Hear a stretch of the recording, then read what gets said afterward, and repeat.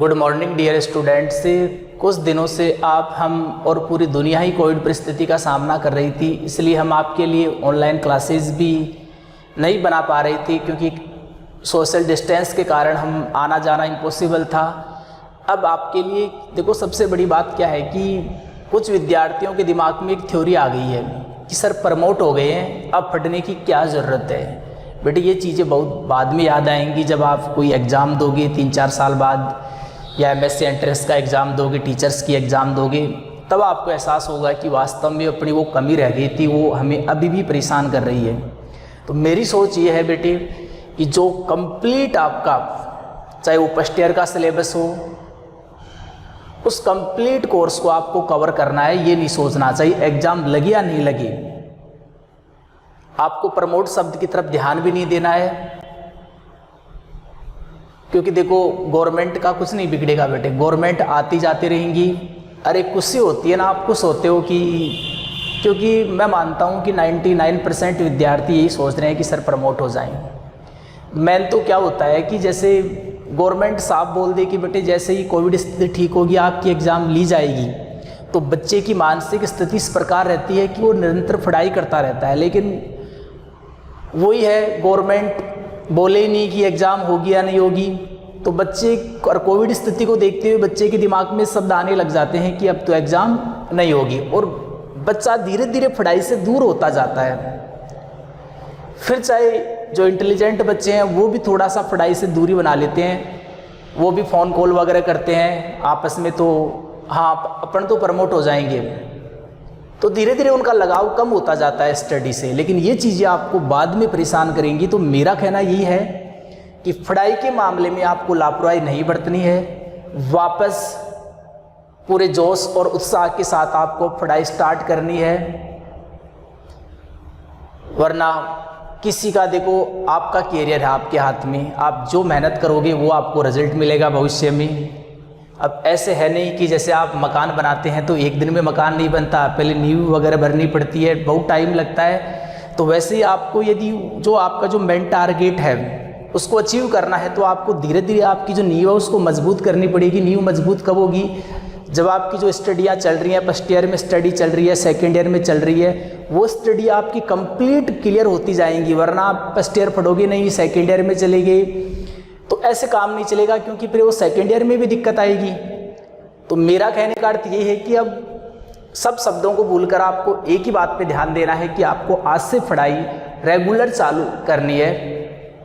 किसी प्रकार की कोई दिक्कत आई, विद्यार्थी पूछ सकता है कि सर ये बताओ सर, आप सिलेबस को कंप्लीट करना, मैं बारी बारी से बोल रहा हूँ क्योंकि हमारे को पता है आगे कितनी दिक्कत आएगी आपको। MSc एंट्रेंस की एग्ज़ाम भी फाइट नहीं होगी, टीचर्स वगैरह की एग्ज़ाम में भी बहुत ज़्यादा दिक्कत आएगी। एक और मेन होता है जो पढ़ाई का रूटीन, वो टूट जाएगा। तो मैं जल्दी से जल्दी कोशिश करूँगा कि जो आपका मैटर रह गया था उसको जल्दी से जल्दी अपन कंप्लीट करवाएं, क्योंकि फिर आपका सेकेंड ईयर का भी स्टार्ट करना है मैटर। तो आज से आप जो फर्स्ट ईयर का मैटर रह गया है, इस मैटर को आप कंप्लीट करने की कोशिश करना। तो आज हम देखो डिस्क्रीट मैथमेटिक्स लेके चल रहे थे हम, पेपर नंबर फर्स्ट चल रहा था अपना, पेपर सेकंड कंप्लीट हो गया था। हम बात कर रहे थे डिस्क्रीट मैथमेटिक्स के बारे में।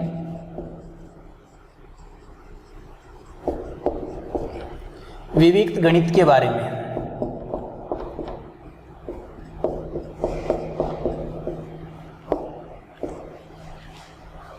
देखो इसमें भी हमने 3 यूनिट कंप्लीट कर ली थी, यूनिट नंबर फर्स्ट, 4 और 5। वैसे हम बात करें अब की बार जो गवर्नमेंट की गाइडलाइन है उसके अकॉर्डिंग आपको 3 ही क्वेश्चन करने हैं, तो क्वेश्चन तो आराम से कवर हो जाएंगे।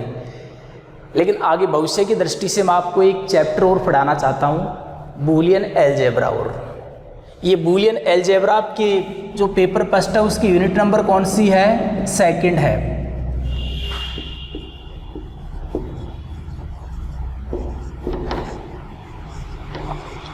हम बात करें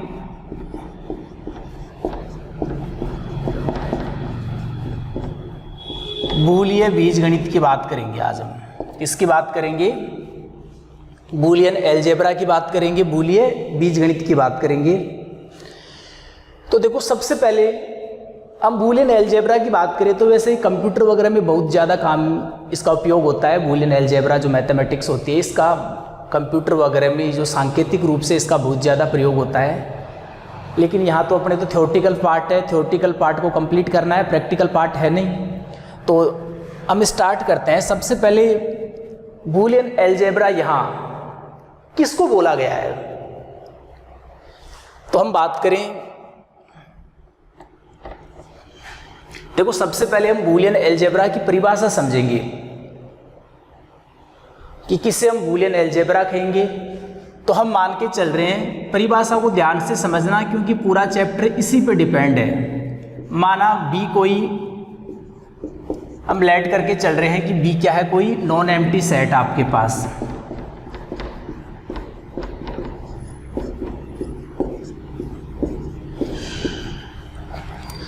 तथा दो बाइनरी ऑपरेशन आपके पास, दो द्विचर संक्रियाएं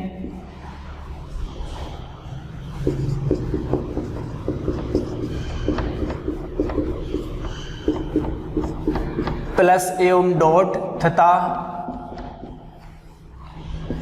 एक यूनरी ऑपरेशन भी है, एक चर द्विचर संक्रिया तथा एक चर संक्रिया, यूनरी ऑपरेशन एक चर संक्रिया जिसे हम कॉम्प्लीमेंट्री बोलते हैं, ये होता है कॉम्प्लीमेंट्री, तथा एक चर संक्रिया ये कॉम्प्लीमेंट्री है जिसे क्या कहते हैं, पूरकता कहते हैं। देखो ये साइन होता है ना, इस साइन को बोलते हैं पूरकता, याद रखना।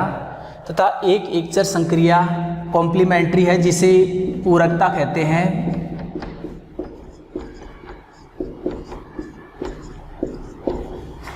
तब दो एलिमेंट्स आपके पास, देखो बूलियन अलजेब्रा में दो एलिमेंट्स हमेशा आएंगे, तब दो अवयवों 0 तथा 1 सहित, अभी समझा देते हैं आपको, 1 सहित b प्लस डॉट कॉम्प्लीमेंट्री 0 1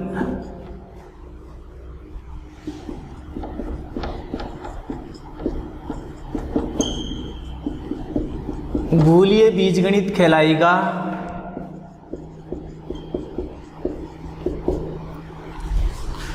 यदि वह निम्न नियमों का पालन करेगा। आपके पास वो नियम कौन से हैं वो समझो आप।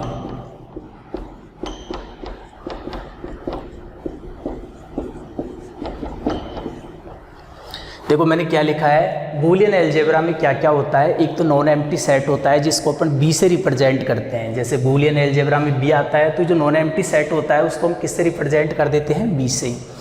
बूलियन अलजेब्रा में दो तो क्या होती हैं, बाइनरी ऑपरेशन होती हैं, द्विचर संक्रियाएं होती हैं जिन्हें प्लस और डॉट, जोड़ और गुणा, और एक होती है यूनरी ऑपरेशन होती है एक चर संक्रिया जिसे पूरकता कहते हैं।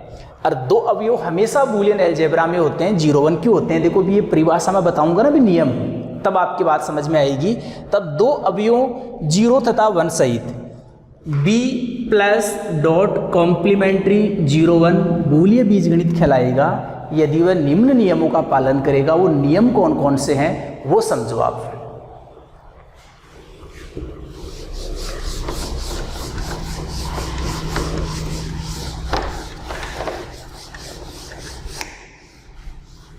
देखो सबसे पहला नियम होता है कम्यूटेटिव लॉ।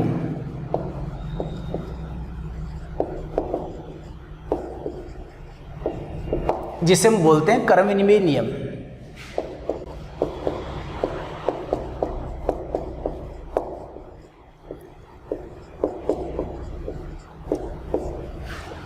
कौन सा नियम होता है, कम्यूटेटिव लॉ, जिसे बोलते हैं क्रम विनिमय नियम। देखो यहाँ जो नॉन एम्प्टी सेट है, एरिक समुच्चय है, वो क्या है, कैपिटल बी है। तो जो एलिमेंट्स लेंगे वो समुच्चय से लेंगे। तो दो एलिमेंट्स हम ए बी कहाँ से लेते हैं, कैपिटल बी से। तो एक ए प्लस बी बराबर बी प्लस ए, इसे तो बोलते हैं योग का कर विनिमय,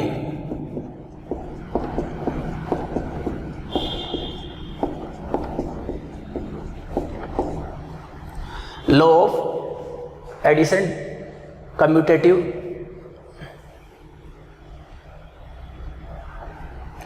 एक होता है A dot B equal B dot A, जिसे हम बोलते हैं गुणन का क्रमनिवय नियम।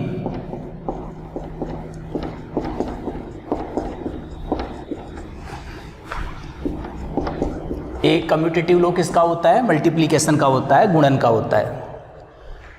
तो b प्लस डॉट कॉम्प्लीमेंट्री, देखो ऐसे भी लिख सकते हैं, कोई जरूरी नहीं आप जीरो, इसको ऐसे भी लिख सकते हैं b प्लस डॉट कॉम्प्लीमेंट्री मूल्य बीजगणित कहलाएगा, क्योंकि 0 1 हमेशा आएंगे। ये आइडेंटिटी एलिमेंट्स वाला जो नियम आएगा उसमें समझाऊंगा आपको।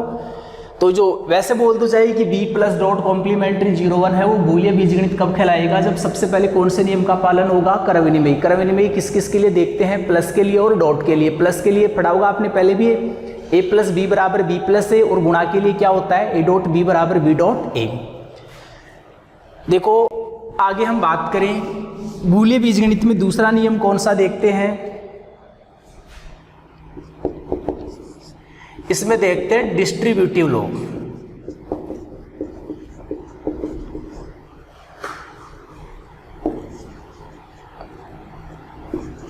देखो बंटन नियम देखते हैं, और बंटन नियम में क्या करते हैं? 3 एलिमेंट्स लेते हैं। कहां से? जो एरिक समुच्चय आपके पास कैपिटल बी है, एलिमेंट्स तो साइड से ही लेंगे, तो हम 3 एलिमेंट्स कहाँ से लेते हैं? बी से। तो डिस्ट्रीब्यूटिव लॉ होता है उसमें एक तो देखो बंटनता नियम ये वाला देखते हैं कि a plus B dot C बराबर क्या होता है आपके पास? a plus B dot A plus C, a plus B dot A plus C. और एक कौन सा देखते हैं इसमें? a dot B plus C बराबर A dot B plus A dot C. ऐसे गुणा करोगे आप, ये मत सोचना सर ये इसमें नियम देखा जाता है बूलियन अलजेब्रा में। तो बूलियन अलजेब्रा में डिस्ट्रीब्यूटिव लॉ में 2 नियम देखे जाते हैं। एक तो कौन सा? A plus B dot C equal क्या होना चाहिए? A plus B dot A plus C, और एक क्या होना चाहिए? A dot B plus C equal A dot B plus A dot C. देखो थर्ड नियम क्या होता है? आइडेंटिटिव।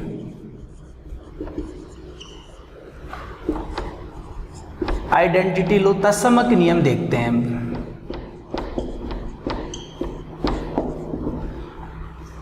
तत्समक नियम क्या होता है? देखो वो समझो, यहां तत्समक किस किस का देखते हैं? वही एक एलिमेंट्स कहां से लेते हैं? बी से लेते हैं। आपने पहले सुना होगा कभी ये कि योग का तत्समक क्या होता है? 0 होता है। योग का तत्समक क्या होता है? 0। क्यों होता है? तत्समक क्या होता है? एक ऐसा भी होता है कि जिसके साथ ले वही आना चाहिए। जैसे योग का तत्समक 0 क्यों होता है? क्योंकि किसी भी संख्या में 0 जोड़ते हैं तो वही संख्या आती है। जैसे 5 में 0 जोड़ेंगे 5 आएगा, 6 में 0 जोड़ेंगे 6 आएगा, 7 में 0 जोड़ेंगे 7 आएगा। ऐसे ही गुणा का आइडेंटिटी एलिमेंट्स क्या होता है? गुणा का तत्समक क्या होता है? 1 होता है। क्योंकि किसी भी संख्या को हम 1 से गुणा करते हैं तो वही संख्या आती है। 10 को 1 से गुणा करोगे 10 आएगा, 15 को 1 से गुणा करोगे 15 आएगा। तो योग का तत्समक 0 होता है, गुणा का तत्समक क्या होता है? 1 होता है। और जो यहाँ तत्समक नियम देखते हैं वो किस किस के लिए देखते हैं? योग और गुणा के लिए देखते हैं। तो होता है a प्लस 0 बराबर a, क्योंकि एक एलिमेंट्स आपने b से लिया है। यहाँ 0 क्या है? योग का तत्समक नियम है, योग का तत्समक है। और a में 0 जोड़ेंगे a आएगा, या ऐसे लिख दो a की बात है। और गुणा का a dot 1 equal a equal 1 dot a। और आपको पता है 0 और 1 हमेशा किस में होंगे? b में। देखो तत्समक अवयव का अस्तित्व तभी होगा, तत्समक नियम सत्य तभी होगा जब 0 और 1 किस में हो? b में हो, अन्यथा तत्समक नियम फेल हो जाएगा। तभी तो 0 1 मैं बोला था कि वहाँ 0 1 क्यों आते हैं? क्योंकि वो बूलियन अलजेब्रा में है, वो तत्समक नियम देखा जाता है। और तत्समक नियम योग और गुणा का देखा जाता है। योग और गुणा के तत्समक क्या होते हैं? 0 और 1 होते हैं। तो 0 1 यदि 0 और 1 b में है तभी वो क्या होगा? बूलियन अलजेब्रा होगा। तो आइडेंटिटी एलिमेंट्स की बात करें, आइडेंटिटी लॉ की बात करें, तत्समक नियम की बात करें, तो ये देखते हैं। इसके बाद देखो एक बार एक वीडियो को रोक के उतार लो आप। तीनों नियम।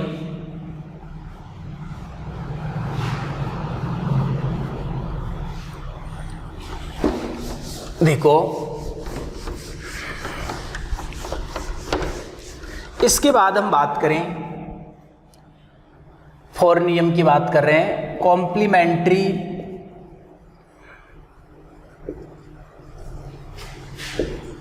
लॉ की बात करें, पूरक नियम की बात करते हैं हम।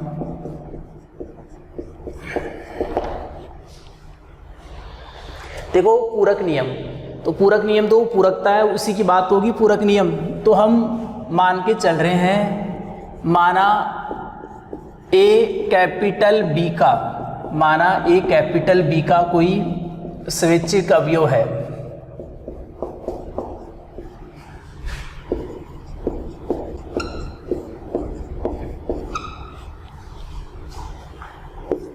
तब ए का पूरक अवयव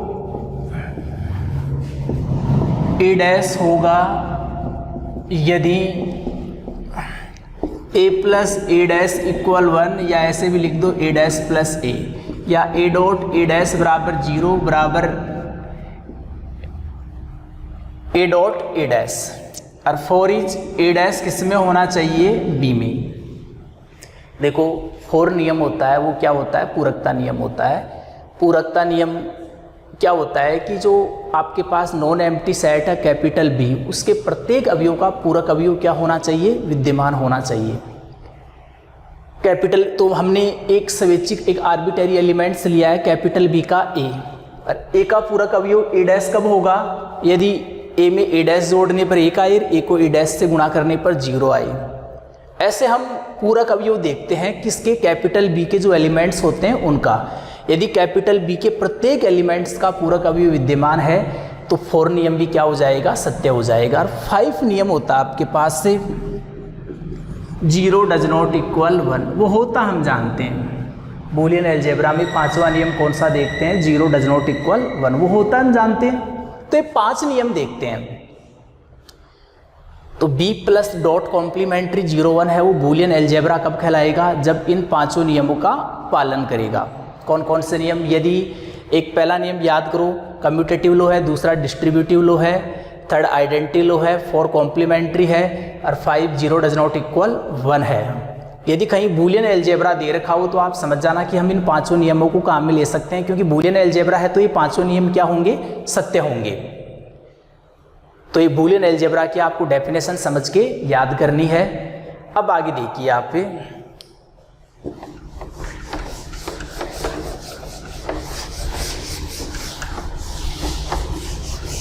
देखो थोड़ा सा हमने पढ़ा है, अब इसको आपको यूज में लेना सिखा देते हैं। एक मिनट आप निकालिए, देखो डायरेक्ट ही 9.3.2 निकालिए। ड्यूलिटी वगैरह देखो मैं समझाऊंगा इनके बारे में, पहले आप थोड़ा जो हमने आज पढ़ा है इसका हम बेसिक समझते हैं। देखो 9.3.2 क्या है, एक तो दे रखा है, ये दे रखा है थ्योरम है 9.3.2, थ्योरम देखो आप दिया है b प्लस डॉट कॉम्प्लीमेंट्री 0 1 क्या है, एक बूलियन बीजगणित है, ये दे रखा है।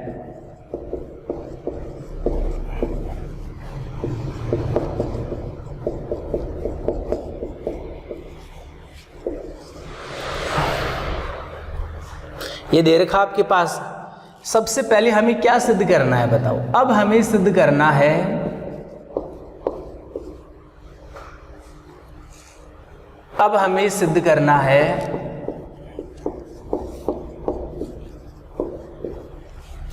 ध्यान से समझना, फर्स्ट पॉइंट लेके चल रहे हैं, 3 पॉइंट्स हैं इस थ्योरम में। अब हमें सिद्ध करना है कि योग का तत्समक अवयव अद्वितीय होता है, यूनिक होता है। जो आइडेंटिटी एलिमेंट्स होता है वो क्या होता है, एडिशन का यूनिक होता है।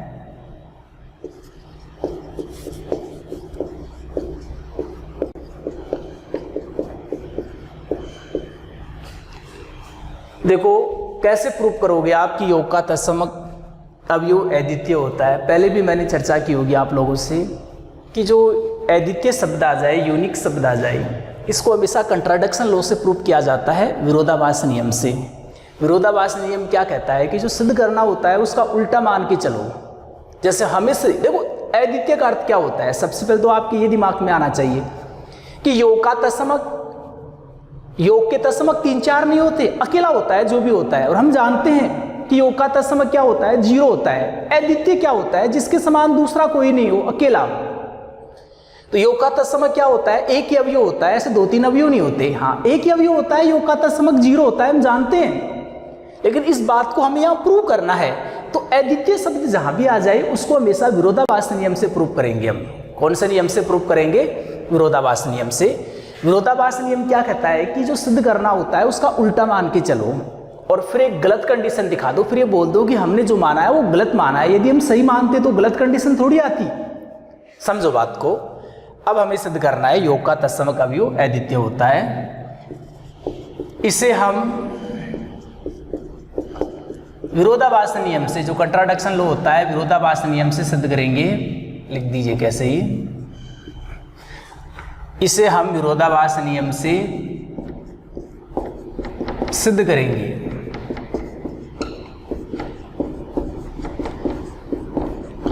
यदि संभव हो तो माना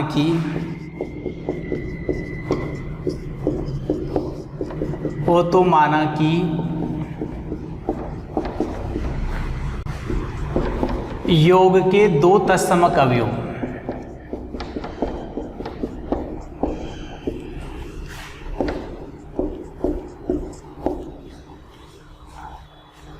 जीरो 1 हमने 2 तत्समक अवयव मान लिए तथा 0-2 होते हैं। तो आपको पता है आपने 2 तत्समक अवयव माने हैं, ये तो दोनों बराबर थोड़ी होंगे। देखो हमें प्रूव करना है कि योग का एक ही तत्समक अवयव होता है, और हम जानते भी हैं योग का एक ही तत्समक अवयव होता है 0। लेकिन जानने से कुछ नहीं होगा बेटे, यहाँ तो अपने को सिद्ध करवाना पड़ेगा। तो हम विरोधाभास नियम से सिद्ध करवाते हैं। यूनिक वाली जहाँ भी अद्वितीय शब्द आ जाए वहाँ विरोधाभास नियम लगा दिया करो। विरोधाभास नियम कहता है कि उल्टा मान के चलो। हमें तत्समक अवयव 1 दिखाना था, हमने कितने तत्समक अवयव मान लिए, योग के 2 मान लिए। अब 2 माने हैं तो दोनों बराबर नहीं होंगे, अपने को कैसे भी दोनों को क्या दिखाना है, बराबर की। अलग अलग नहीं है, ये क्या है, बराबर है। देखो तो माना कि योग के 2 तत्समक अवयव 0-1 तथा 0-2 होते हैं। अब आपको पता है कि यदि देखो तत्समक अवयव, जैसे योग का तत्समक अवयव 0 है तो 0 का अस्तित्व तभी होता है जब बी में हो। योग का तत्समक अवयव 1 है, गुणा का तत्समक अवयव 1 होता है, उसका अस्तित्व तभी होता है जब वह किस में हो, बी में हो। आपने यहाँ माने हैं कि योग के 2 तत्समक अवयव 0-1 0-2 हैं, तो कंफर्म है कि वो किस में होंगे, आपके पास से बी में होंगे। किस में होंगे, बी में। अब देखो सबसे पहले मैं मान के चल रहा हूं यदि 0-1 योग का तत्समक अवयव हो, सबसे पहले मैं लेके चल रहा हूं कि 0-1 क्या हो, योग का तत्समक अवयव हो। सबसे पहले मैं 0-1 को लेके चल रहा हूं, योग का तत्समक अवयव। तो आप मेरे को बताइए, मैंने एलिमेंट्स क्या ले लिया, 0-2 ले लिया बी से। अब मैं मान के चल रहा हूं कि 0-1 क्या है, योग का तत्समक अवयव है। तो आपको पता है क्या आएगा, अरे तत्समक क्या होता है, अभी मैंने बोला कि योग का तत्समक 0 होता है, क्योंकि किसी भी संख्या में 0 जोड़ते हैं तो वही संख्या आती है। तो ऐसे ही हम तत्समक अवयव यहाँ क्या मान रहे हैं, 0-1 मान रहे हैं। जैसे 0 तत्समक होता है तो ये वाला एलिमेंट्स आता है कि 0 में 5 जोड़ते हैं तो 5। ऐसे यहाँ तत्समक अवयव आपने 0-1 माना है तो 0-1 में 0-2 जोड़ेंगे तो 0-2 आएगा। अब और हमने 0-2 को भी माना है योग का तत्समक अवयव, तो एक बार आप 0-2 को भी लेके चलो। यदि 0-2 क्या हो, योग का तत्समक अवयव हो, यदि 0-2 योग का तत्समक अवयव है तो क्या होगा बताइए। यहां समझिए आप, एक एलिमेंट्स अपन 0-1 कहां से लेके चल रहे हैं, बी से। अब आपने 0-2 को क्या माना है, तत्समक अवयव। तत्समक अवयव तो एक ऐसा भी होता है कि उसके साथ जो लेते हैं वो आता है। आपने माना है कि 0-2 क्या है, योग का तत्समक अवयव है। जैसे 0 तत्समक है तो 0 के साथ 6 लेंगे तो 6 आएगा। ऐसे 0-2 तत्समक है तो 0-2 के साथ 0-1 लेंगे तो क्या आएगा, 0-1 आएगा बेटे। अब फ्रॉम इक्वेशन हम बात करें, समीकरण 2 और 3 की बात करें लिख देना समीकरण 2 व समीकरण 3 से क्या होगा। देखो समीकरण 2 व 3 की बात करें,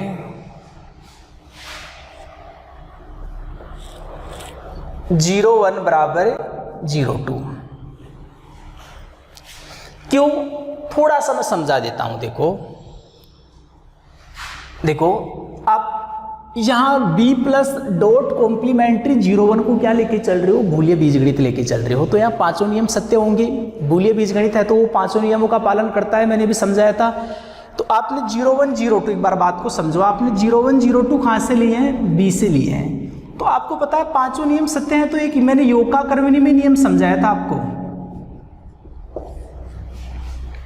पांचों नियम सत्य है। तो मैंने योग का कर्मणी में नियम समझाया था कि a प्लस बी बराबर क्या होता है, b प्लस ए। तो वहां से हम बूलियन अलजेब्रा है तो हम बोल सकते हैं कि 0 1 प्लस 0 2 बराबर 0 2 प्लस 0 1 होगा। अब 0 1 प्लस 0 2 का मान तो 1 का मान तो क्या है 0 1 है, और 0 2 प्लस 0 1 का मान है 0 2। तो इसकी जगह 0 1 रखोगे और इसकी जगह 0 2 रखोगे तो दोनों क्या आ जाएंगे, बराबर। तो समीकरण 2 व 3 से क्या आ जाएगा, क्योंकि ये a प्लस बी तो बराबर होते हैं, a प्लस, क्योंकि बूलियन अलजेब्रा है तो योग के कर्मणी में नियम से दोनों क्या होंगे, बराबर होंगे। ये दोनों बराबर होंगे, ये दोनों यदि बराबर हैं तो 0 1 बराबर भी क्या होगा 0 2। तो आप क्या कर रहे थे, देखो आप दो तत्समक अवयव लेके चल रहे थे, 0 1 और 0 2, दो लेके चल रहे थे तो मान के चल रहे थे कि वो बराबर नहीं है। लेकिन 0 1 और 0 2 को जब तत्समक अवयव वाली कंडीशन वगैरह लगा रहे हैं तो देखो बराबर आ गई। तो ये किसका विरोधाभास है, यह समीकरण 1 का विरोधाभास है। यह किसका विरोधाभास है, अतः जो हमने माना है वह गलत है,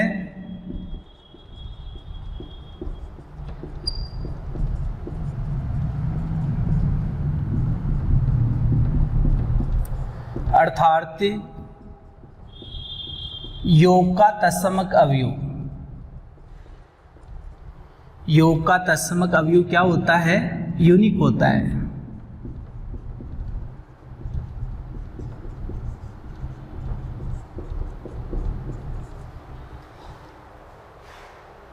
क्योंकि यदि आपने माना है वो सही माना है, क्या आपने माना है कि योग के दो तत्समक होते हैं, तो फिर तत्समक वाली कंडीशन लगाते तो फिर वो दोनों दो आते तो दो तभी होते हैं जब डज नॉट इक्वल होते, लेकिन ये तो दोनों बराबर आ गए।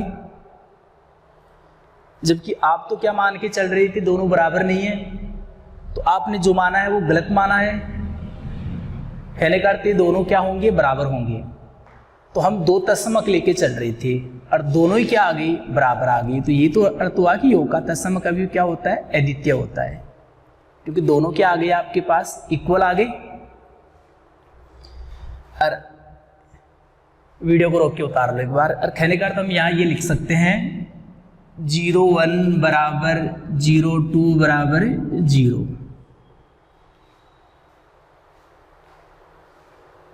और वो किसके बराबर होंगे आपके पास, 0 के बराबर होंगे। किसके बराबर होंगे वो, 0 के बराबर, क्योंकि योग का तत्समक अवयव से 0 ही तो होता है। तो 0 1 बराबर 0 2 आगे, वो वैसे वास्तविक हम बात करें तो योग का तत्समक अवयव क्या होता है, 0 होता है। तो हम पहले से ही जानते थे, एक बार मैं थोड़ा सा रिपीट कर दूं कि योग का तत्समक अवयव अद्वितीय होता है। अद्वितीय का अर्थ होता है अकेला, हाँ अकेला ही होता है। योग का तत्समक अवयव 0 होता है, 0 के अलावा और कुछ नहीं होता। लेकिन हम प्रूफ करना था तो विरोधाभास नियम से प्रूफ करें। हमने ये दो योग के तत्समक माने 0 1 और 0 2, दोनों को हमने क्या दिखा दिया, बराबर।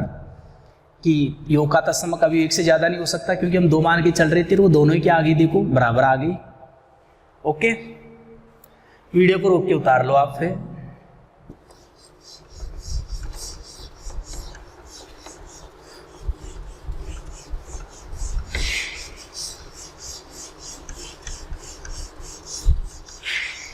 देखो ऐसे ही सेकंड टॉपिक है इसका कि गुणन का तत्समक अवयव क्या होता है, अद्वितीय होता है।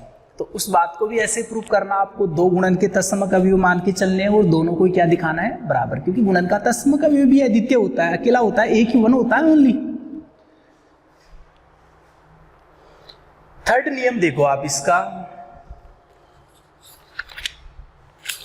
थर्ड नियम है कि बी के प्रत्येक अवयव का पूरक अवयव क्या होता है, यही बोल रहा है कि बी के प्रत्येक अवयव का पूरक, बी के प्रत्येक अवयव का पूरक क्या होता है,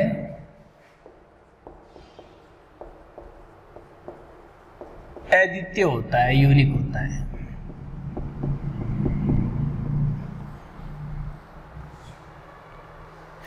तो देखो, अब बी के प्रत्येक अवयव का पूरक क्या होता है, अद्वितीय होता है। तो हम क्या करते हैं, देखो इसको आप सॉल्व कैसे करके आओगे, इसको कैसे प्रूव करके आओगे आप, वो समझो। कैसे प्रूव करोगे आप इसको, माना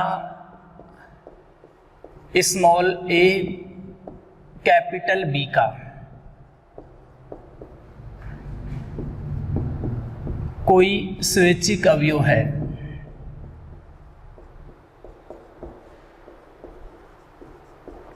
तो बी के प्रत्येक अवयव का पूरक अद्वितीय होता है।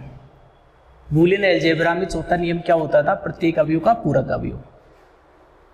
अब हमें प्रत्येक अवयव का कहने का अर्थ हमें ये दिखाना है कि कोई भी एलिमेंट्स है ना, उसके 2-3 पूरक अवयव नहीं होंगे, उसका पूरक अवयव एक ही होगा। जैसे हम बात करें, मैं आपसे बोल दूं कि 0 का पूरक क्या होगा, मैं आपसे बोल दूं कि 0 का पूरक क्या होगा, तो आप दिमाग लगाओगे कि सर ने हमें ये समझाया था कि ए का पूरक है वो ए डैश कब होता है, कि जब उसमें ए डैश जोड़ने पर क्या आ जाए 1 और दोनों को गुणा करने पर क्या आ जाए 0। तो मैं आपसे पूछूं 0 का पूरक अवयव क्या होता है, तो हमें एक ऐसी संख्या देखनी पड़ेगी कि जोड़ने पर 1 आए, गुणा करने पर 0। तो 0 का पूरक अवयव क्या होता है, 1 होता है। कहने का 0 का पूरक अवयव का निशान ये होता है, 0 का पूरक, 0 का कॉम्प्लीमेंट्री क्या होता है 1 होता है। 0 डैश किसके बराबर होता है, 1 के बराबर। क्यों, क्योंकि ये तो मैंने समझाया है कि ए का पूरक ए डैश कब होगा, जब ए में ए डैश जोड़ने पर क्या है, ए का एक गुणा करने पर क्या है 0। तो ए डैश का अर्थ क्या होता है, ए का पूरक अवयव। वैसे 0 का पूरक अवयव क्या होता है, 1 है होता है, क्योंकि 0 में 1 जोड़ने पर 1 आता है, गुणा जोड़ने पर 1 आना चाहिए, गुणा करने पर 0। तो ऐसा हो रहा है। देखो अब बात करें 1 का पूरक अवयव क्या होता है, तो 1 का, क्योंकि 1 में क्या जोड़ें कि 1 आ जाए। देखो पूरक अवयव देखते कैसे, जोड़ने पर 1 आना चाहिए, गुणा करने पर क्या आना चाहिए 0। ऐसे देखो 1 में 0 जोड़ने पर 1 आ रहा है और 1 को 0 से गुणा करने पर 0 आ रहा है, तो 1 का पूरक क्या होगा 0। ऐसे कोई बोले कि आपको 0 का पूरक अवयव क्या होता है, तो उसको आंसर देना 1, और 1 का पूरक अवयव क्या होता है, उसको आंसर देना 0। बात समझ रहे हो आप। तो हमें, अब मैं आपसे बोलो कि 0 का और कोई भी है क्या पूरक अवयव, आप बोलोगे नहीं है, 0 का ओनली एक ही पूरक अवयव होता है, वो क्या होता है 1। 1 के अलावा 0 का और कोई पूरक अवयव नहीं होता, ओनली क्या होता है 1 होता है। तो हमें जैसे 1 का ओनली, क्योंकि ओनली 1 ही ऐसी संख्या है कि 0 में जोड़ने पर 1 आएगा और गुणा करने पर 0 आएगा, अन्य और कोई ऐसी संख्या नहीं है। ओनली 0 का एक ही पूरक अवयव होता है 1। तो हम जानते हैं पहले से कि प्रत्येक अवयव का पूरक अवयव क्या होता है, अद्वितीय होता है, कि किसी भी अवयव का पूरक अवयव एक ही होता है, 2-3 नहीं होते। जैसे 0 का ओनली फॉर ओनली जो कॉम्प्लीमेंट्री एलिमेंट्स है वो क्या होगा 1 होगा। अब इस बात को हमें प्रूव करना है कि प्रत्येक अवयव का पूरक अवयव अद्वितीय होता है, एक ही होता है। लेकिन अद्वितीय भी समझाया था मैंने, इस बात को हमेशा किससे प्रूव करते हैं, विरोधाभास से। अब हम प्रत्येक अवयव का तो पूरक अवयव अद्वितीय दिखा नहीं सकते, तो हमने क्या किया, एक स्वैच्छिक अवयव ले लिया, आर्बिट्रेरी एलिमेंट्स ले लिया कैपिटल बी से। यदि मैं उसका पूरक अवयव अद्वितीय दिखा दूंगा तो बी के सभी एलिमेंट्स का पूरक अवयव क्या हो जाएगा, अद्वितीय हो जाएगा। तो माना ए कैपिटल बी का कोई स्वैच्छिक अवयव है। अब हमें सिद्ध करना है, अब हमें सिद्ध करना है कि ए का पूरक अवयव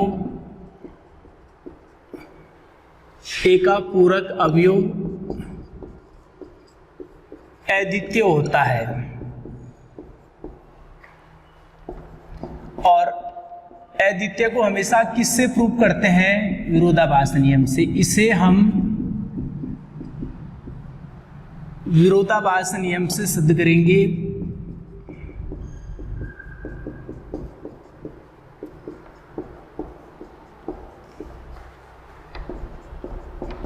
यदि संभव हो तो माना कि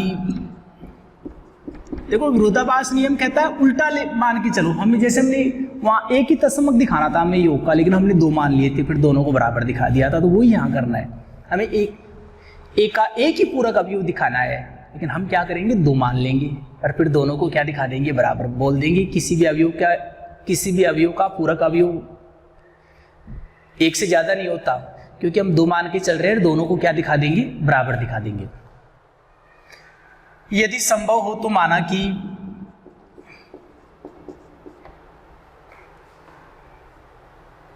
ए के दो पूरक अवयव, हम दो मान के चलेंगे, ए के दो पूरक अवयव बी तथा सी हैं। अब आपको पता आपने दो माने हैं तो ये डज नॉट होंगे, क्योंकि दो तो तभी होंगे, ए के दो पूरक अवयव बी और सी तभी होंगे, दो तो पूरक अवयव जब दोनों डज नॉट इक्वल होंगे। वही फॉर्मेलिटीज करनी है। यदि ए का पूरक अवयव एक बार क्या लेके चलना आपको, बी हो। यदि ए का पूरक अवयव बी हो तो क्या होगा आपको पता है, क्योंकि पूरक अवयव मैंने समझाया था एक ऐसा अवयव होता है कि जोड़ने पर एक और गुणा करने पर क्या आता है, जीरो। अब आपने ए का पूरक अवयव ऊपर पढ़ो, आपने सी भी माना है, तो यदि ए का पूरक अवयव क्या हो, सी हो। अब ए का पूरक अवयव सी हो तो क्या होगा कि सी जोड़ने पर एक भी आएगा, पूरक अवयव यदि सी है तो जोड़ने पर एक और गुणा करने पर क्या आना चाहिए, जीरो।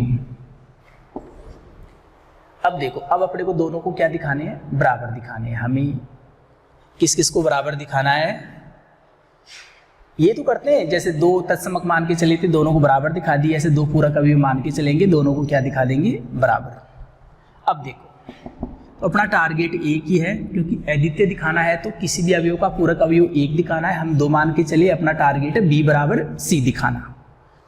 तो मैं बी लेके चल रहा हूं और मेरे को बी बराबर क्या दिखाना है, सी। ध्यान से देखना मैं क्या लिखूंगा, क्योंकि देखो अभी बी है, बी को ऐसे लिख सकता हूं मैं बी डॉट वन, क्योंकि किसी भी संख्या को एक से गुणा करते हैं तो वही संख्या आती है, क्योंकि वन होता है वो मल्टीप्लीकेशन का क्या होता है, आइडेंटिटी एलिमेंट्स होता है।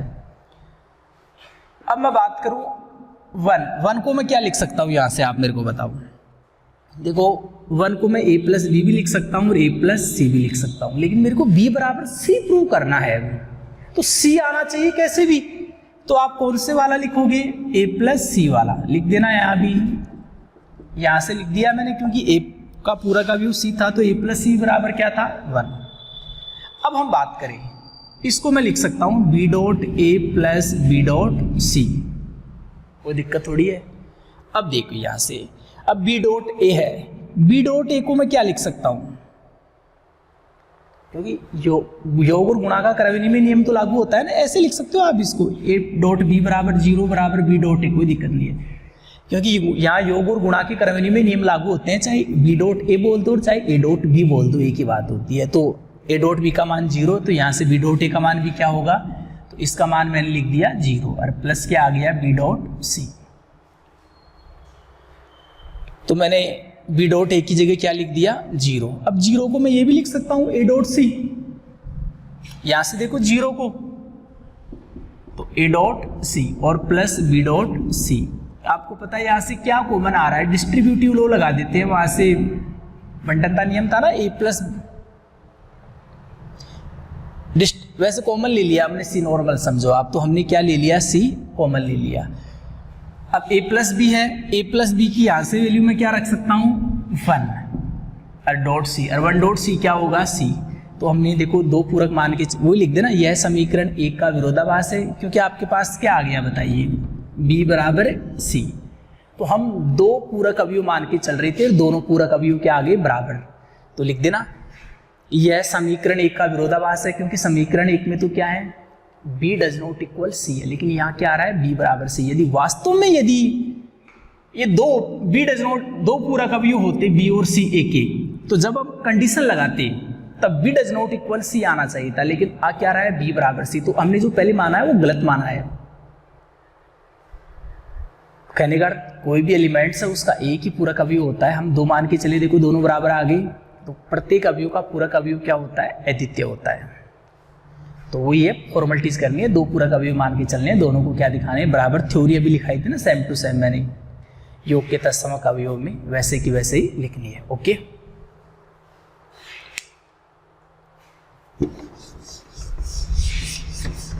तो बातों को ध्यान से पढ़ना, एक एक बात को।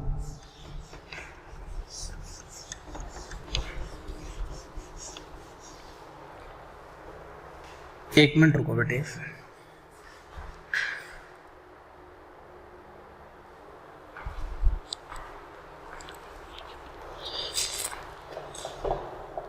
देखो अब हम आगे बात करते हैं, एक दो एग्जाम्पल के बारे में भी समझ लो। एक आइडेम्पोटेंट लो है आपके पास, वर्ग सम नियम 9.3.3 देखो एक बार। देखो हम बात करेंगे वर्ग सम नियम की। एक बार 9.3.3 पढ़ो आप। वर्ग सम नियम क्या है?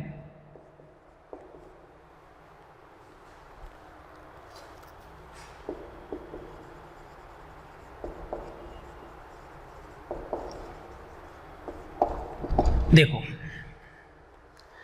माना b प्लस डॉट कॉम्प्लीमेंट्री 0 1 एक बूलिय बीजगणित है, तब सभी अवयव a प्लस a बराबर a होता है। ये नॉर्मल सी बात है। देखो मैं समझा देता हूं क्या है।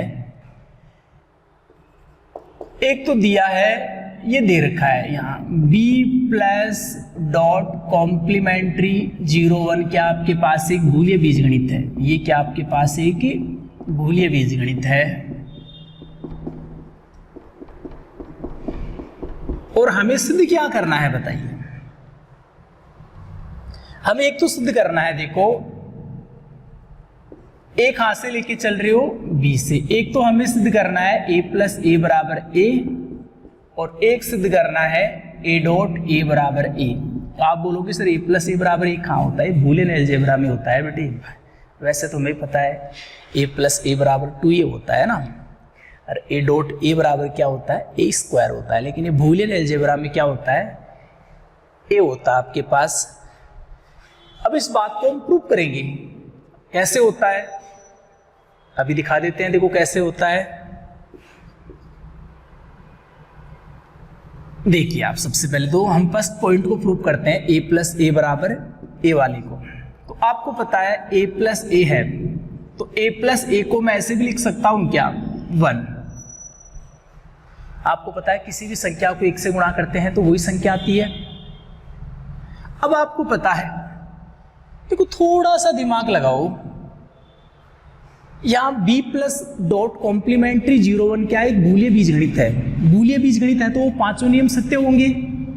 अभी मैंने शुरुआत में परिभाषा लिखाई थी, पांचों नियम वो क्या होंगे? सत्य होंगे। वो पांचों नियम सत्य होंगे तो नियम नंबर 4 क्या था? आप मेरे को बताइए। पूरक नियम था। पूरक नियम क्या कहता है कि कैपिटल बी के प्रत्येक अवयव का पूरक अवयव विद्यमान होना चाहिए, क्योंकि आप बूलियन बीजगणित दे रखा है, सिद्ध नहीं करना, दे रखा है, सिद्ध तो ये करना है। तो बूलियन अलजेब्रा दे रखा है तो हमें पता है कि प्रत्येक अवयव का पूरक अवयव विद्यमान है। तो एक यहाँ कैपिटल बी का एक अवयव ए है तो ए का भी पूरक अवयव यहाँ विद्यमान है। और ए का पूरक अवयव आपको पता है क्या होता है? ए का पूरक अवयव क्या होता है? ए डैश होता है। ए प्लस ए डैश बराबर क्या होता है? 1। तो वही है a प्लस a डॉट 1 को मैं a प्लस a डैश लिख सकता हूं। अब वही बंटनता नियम आपको पता है। बंटनता नियम मैंने समझाया था आपको। बंटनता नियम की a plus B dot a plus C क्या होता है? a plus B dot C. तो वहां से देखो a की जगह तो a है, b की जगह a है और c की जगह a डैश है। कंपेरिजन करो तो नियम होता है a plus B dot C. तो b और c की जगह देखो क्या है। और आपको पता है a डॉट a डैश क्या होता है? 0 होता है। और a प्लस 0 क्या होगा? a होगा। तो बात को समझे आप, बूलियन अलजेब्रा दे रखा है तो बूलियन अलजेब्रा वाले पांचों नियम काम में लेंगे, वो बंटनता नियम वगैरह, अरे पूरक नियम वगैरह। तो ये हमने b से माना है तो a का पूरक अवयव विद्यमान होगा। a का पूरक अवयव हम सामान्यतः क्या मानते हैं? a डैश मानते हैं। सामान्य दिमाग में रखा करो। जैसे मान लीजिए आपने b कहाँ से लिया? कैपिटल B से। तो आप समझ ना कि b प्लस बी डैश का मान 1 होगा और b डॉट बी डैश का मान क्या होगा? 0। c प्लस सी डैश, ऐसे नॉर्मल चीज ना। तो a b से है तो a प्लस a डैश 1 होगा क्योंकि बूलियन अलजेब्रा है, और a डॉट a डैश क्या होगा? 0। तो a प्लस a दे रखा था, इसको ऐसा लिख सकता हूँ। यहाँ बूलियन अलजेब्रा है तो मेरे को पता है a प्लस a डैश 1 होगा, तो मैंने 1 की जगह a प्लस a डैश। मेरे को पता है बूलियन अलजेब्रा है तो नियम नंबर 3 बंटनता वाले नियम से हम क्या लिख सकते हैं? A plus B dot A plus C वाले नियम से बी सी की जगह कंपैरिजन कर लो, क्या है ए और ए डैश है तो ए प्लस बी डॉट सी, ए और ए डैश आ जाएगा, ए डॉट ए डैश आपको पता है 0 होगा और ए प्लस 0 बराबर ए। तो एक नियम तो हमने सिद्ध करवा दिया। देखो ये करना आपको, देखो ये बूलियन अलजेब्रा बहुत इजी चैप्टर है, ये प्रैक्टिस पर डिपेंड है। आप तो लगातार कंटिन्यू प्रैक्टिस करते रहो, आप धीरे धीरे बातें समझ में आने लग जाएंगी आपके। जैसे दूसरे वाला है ए डॉट ए बराबर ए, हमें ये प्रूव करना है, तो आप थोड़ा सा दिमाग लगा लेना कि जैसे आप प्लस था तो आपने किससे गुणा किया 1 से, तो गुणा है तो आपको जोड़ना है, गुणा है तो आप जैसे ए डॉट ए है तो यहाँ आपको जोड़ना है, क्या जोड़ोगे 0 जोड़ेंगे तभी तो ये संख्या आएगी। तो प्लस है तो गुणा कर दिया करो, गुणा है तो क्या कर दिया करो 0 जोड़ दिया करो। एक मत जोड़ देना, एक हाथ से होता है, 0 ही जोड़ना पड़ेगा। अब 0 को मैं क्या लिख सकता हूँ आपको पता है, क्योंकि बूलियन अलजेब्रा है तो वहां से ए डॉट ए डैश का मान 0 होता है, 0 को मैं ए डॉट ए डैश लिख सकता हूँ, यहाँ से ए कॉमन आ रहा है, बंटनता वाले नियम से पता है ना आपको, बंटनता वाला नियम था वो A dot B plus C बराबर A dot B plus A dot C, चाहे उल्टा बोल दो चाहे इधर से बोल दो कि ऐसा है तो ऐसा लिख सकते हैं, कहने का अर्थ ए कॉमन ले सकते हैं बी प्लस सी, तो ए कॉमन लिया ए प्लस ए डैश। अब ए प्लस ए डैश का मान आपको पता है 1 होता है, ए डॉट ए का मान, तो किसी भी संख्या को 1 से गुणा करते हैं तो वही संख्या आती है। तो ए डॉट ए बराबर आपने क्या दिखा दिया ए, तो ये आपने प्रूव कर दिया। तो आप एक काम करना, धीरे धीरे प्रैक्टिस करते जाना, नेक्स्ट क्लास में मिलेंगे अब आपसे, पढ़ाई को कंटिन्यू रखो, भविष्य की तरफ देखो। ये इस छोटे एक ओनली मार्कशीट कागज का टुकड़ा है, इससे कुछ नहीं होगा। नॉलेज के बिना आप लाइफ में कुछ नहीं कर पाओगे। डिग्रियां तो आजकल लोग पैसों में भी ले लेते हैं, लेकिन क्या होता है उनका भविष्य आपको नहीं पता बेटे।